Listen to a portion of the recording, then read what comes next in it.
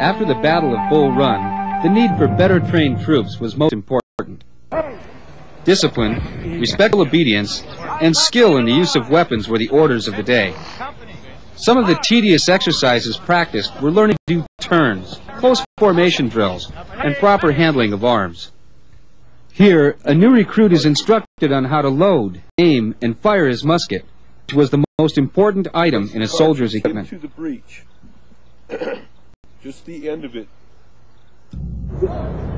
Most of the soldiers were aged 19 to 21 and came from farms. The youngest soldier was 9 years of age, and the oldest was 80. Though the heritages of many of these soldiers came from American families of European descent, such as the Irish, Norwegian, German, and French, there were also Mexican Americans and Chinese Americans serving. Native Americans also served in both the Union and Confederate sides.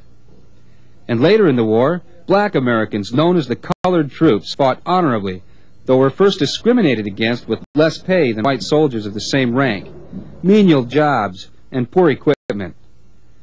During the war, each side nicknamed the other. Johnny Reb referred to Confederate soldier, and Billy Yank for a Union soldier. Army life was hard and very different than most soldiers expected. They lived in basic shelters such as canvas tents, log huts, and bomb-proofs, which were large holes in the earth with the roof about a foot above the ground. Homesickness, foul weather, filth, impure water, crime, and a lack of privacy made camp most intolerable.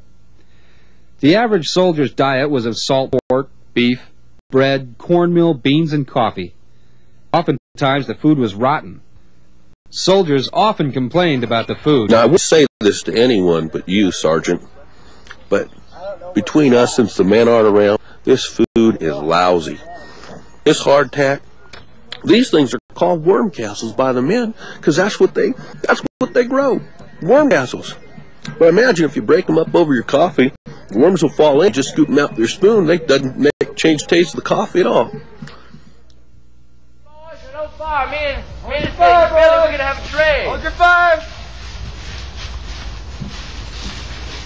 Because of severe shortages in both Union and Confederate camps, the Johnny Rebs and Billy Yanks sometimes called a truce to trade goods across enemy lines. On the count of 3. All right. 1, 2. Ah.